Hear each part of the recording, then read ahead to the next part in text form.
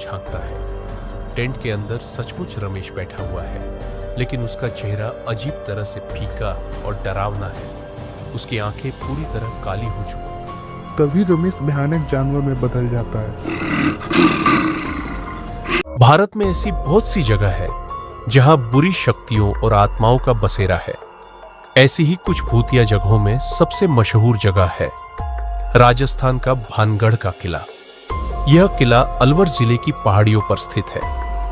ऐसी ही दिलचस्प जगहों पर घूमने और एक्सप्लोर करने के लिए तीनों दोस्त भानगढ़ किले के पास पिकनिक मनाने आए थे। लेकिन क्या इतनी भूतिया और पैरानॉर्मल जगह पर घूमने जाने का इनका फैसला सही था? यह तो आपको आगे देखने पर ही पता चलेगा। कार से उतरकर कुछ दूर चलने के बाद उन्हें एक जगह पसंद आ गई। जंगल की खूबसूरती को निहारते हुए तीनों दोस्तों ने अपने अपने टेंट लगाए। इसके बाद उन्होंने आग जलाई और बातें करने लगे। यही वो शापित किला है ना, जिसका दुनिया भर में चर्चा है? हाँ, यही वो किला है। लोगों का मानना है कि इस किले से चीखने चिल्लाने की आवाज सुनाई देती है। कहा जाता है कि किले की राजकुमारी रत्नावती ही इसके स्वर्णाश का कारण बनी थी।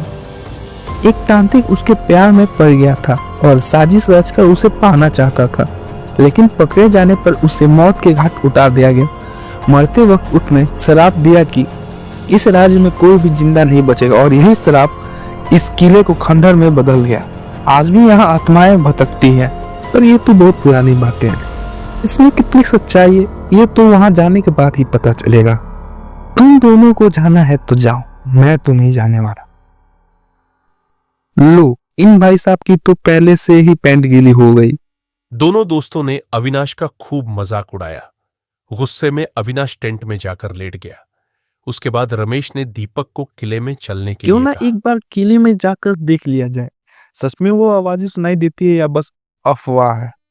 देख भाई, मुझे तेरे साथ जाने में कोई प्रॉब्लम नहीं है, लेकिन अगर सच में वहां तेरे ऊपर कोई चीज हावी हो गई तो तू क्या करेगा? चल यार, कुछ नहीं है। अविनाश को अकेला छोड़कर दीपक और रमेश किले की ओर जाने लगे। करीब 20 मिनट चलने के बाद दोनों किले के करीब पहुंच गए।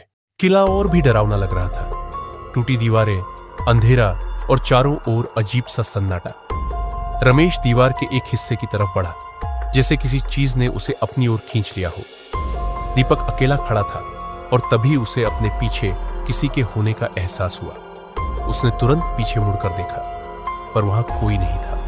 रमेश, तू कहाँ है? वह रमेश को आवाज लगाता हुआ उसकी ओर बढ़ा, लेकिन जो उसने देखा उसे देखकर दीपक के पैरों तले जमीन खिसक गई। उसकी आंखें डर से फटी रह गईं। बिना कुछ सोचे वह चीखते हुए भाग पड़ा। दीपक हाँफते हुए टेंट तक पहुंचता है और अविनाश को घबराते हुए आवाज लगाता है। क्यों चिल्ला रहा है? अरे भाई, रमेश नहीं है। वहाँ किले में मैंने अपनी आंखों से देखा था। तुम लोग मुझे छोड़कर कैसे चले गए? दोनों चौंक कर एक दूसरे को देखते हैं। अविनाश धीरे धीरे टेंट की ओर बढ़ता है और अंदर झांकता है। टेंट के अंदर सचमुच रमेश बैठा हुआ है, लेकिन उसका चेहरा अजीब तरह से फीका और डरावना है। उसकी आंखें पूरी तरह काली हो चुकी। दीपक और अविनाश के पैरों तले जमीन खिसक जाती है। अचानक टेंट की लाइट अपने आप बुझ जाती है और पूरे जंगल में भयानक चीख गूंज उठती है। तभी रमेश भयानक जानवर में बदल जाता है।